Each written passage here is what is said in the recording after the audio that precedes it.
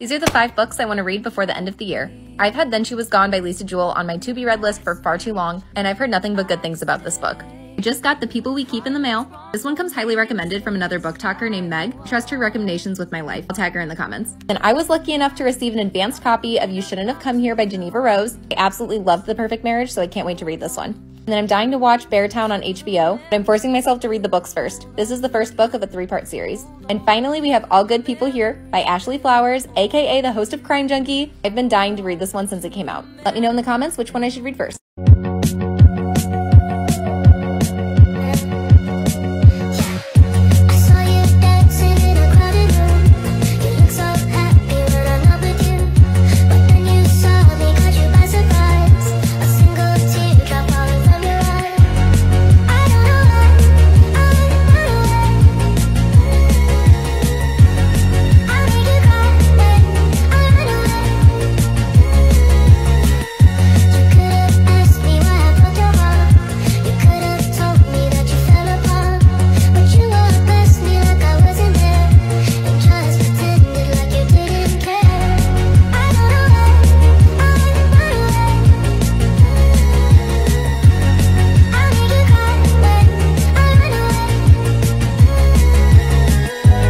I have 20 books left to finish my reading challenge for the year. Obviously, many of those are going to be manga, but here are some of the books I'm hoping to finish before the end of 2022. I just started the Sunbearer Trials last night. I'm already about halfway through it, almost halfway through it, and I definitely think I'll finish it before the end of the year, and I'm liking it more than I thought I would, so that's great. I'm hoping to get in one more Discworld book with Reaper Man. I'm still planning on reading Amari and the Great Game, but I'm considering rereading the first one first because I don't remember it very well, so we'll see. Speaking of rereading, I'm currently rereading Legendborn. Honestly, I'm liking it even more than when I first read it, which is saying something, and I'm doing that in hopes that I can read Bloodmark before the end of the year. We'll see. Some of you know that I recently fell head over heels in love with Becky Chambers, so I'm hoping to read The Long Way to a Small Angry Planet. I'm hoping to read We Deserve Monuments by Jazz Hammonds. I heard about this one at YALLFest, I pre-ordered it, and then I just patiently waited for it, and now it's finally here, so I want to read it. I will definitely read 8 Nights of Flirting before the end of the year. I have never read a Hanukkah book, but I've heard this one's really good, so I'm excited to read it.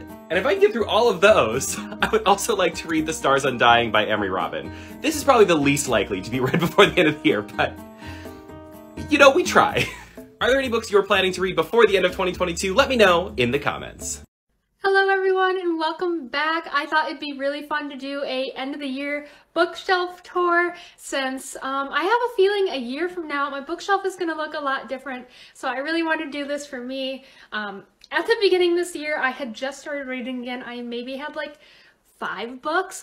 Here's a picture of my bookshelf from the beginning of this year, and then I upgraded to 3 floating shelves from IKEA in like March or April, and then that lasted me I think until September, and I got these bookshelves behind me then. So we've had 3 major upgrades this year, and I am really excited to see what 2023 brings for me personally for reading. So I want to make this video to kind of document that journey. So here is my bookshelf with my TBR cart sitting next to it. It is 2 stacked on top and 1 stack and a few books on the bottom. My bottom 2 shelves are currently empty while the top 4 of each shelf is being occupied. Here we have my horror, thriller, mystery, suspense shelf, along with a Once Upon a Broken Heart basket, which will eventually be moved to my series shelf, but it fit perfectly here for now, so here it stays. I also have 1 dark romance hiding in here, but this is the first shelf on the standalone shelf. Moving up, we have our standalone romance shelf. I have my Emily Henry and Ali Hazelwood stack here, along with my Illumicrate Ali Hazelwood books.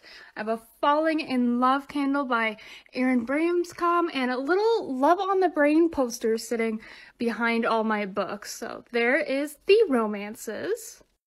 This shelf is my standalone fantasy shelf. I really hope in 2023 this shelf grows. 3 of them alone are my Invisible Life of Addie LaRue books, but I really hope we can expand this in the new year.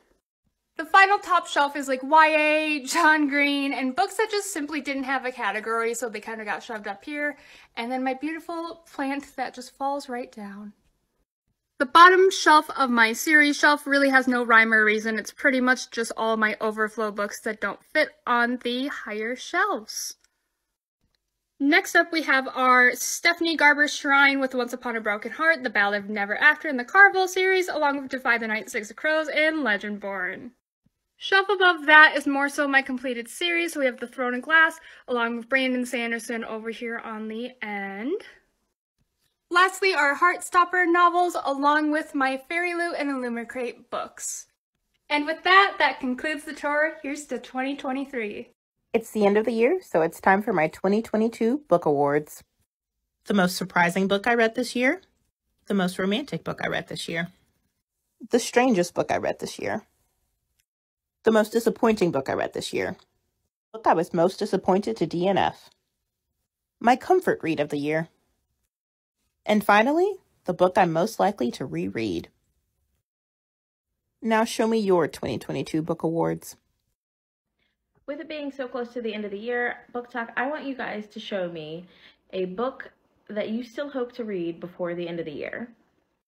A Book Talk creator that convinced you to read a book and what book it was. A book that crushed your heart and made you cry. Show me a new favorite author that you found this year. I want to see the spiciest book that you've read so far this year. A new bookish item that you have received. A book that you would love more people to pick up. And finally, what are your reading goals for 2023? This is Put a Finger Down Book Talk End of the Year Wrap-Up Edition. Put a finger down if you read more books this year than you did last year. Put a finger down if you read at least 5 Book Talk recommendations this year.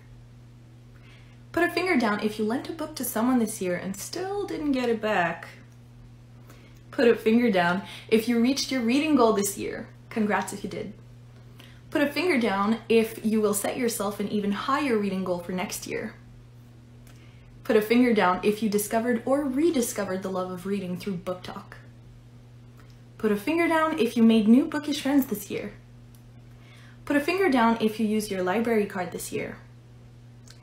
Put a finger down if you purchased a book from a local independent bookstore this year. And put a finger down if you read a book this year that is now your all-time favorite book. End of the year bookworm check. Show me your top 5 highest rated books of the year. These are books you wish you could read over and over for the first time.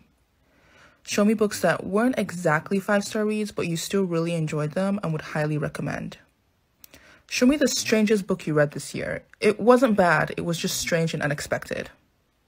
Show me the 3 most disappointing books of the year. You were so excited to read them, but they just didn't live up to the hype that you had for them in your head. And show me your lowest 3 rated books of the year, books that you wish you could scrub from your memory because they were just that bad.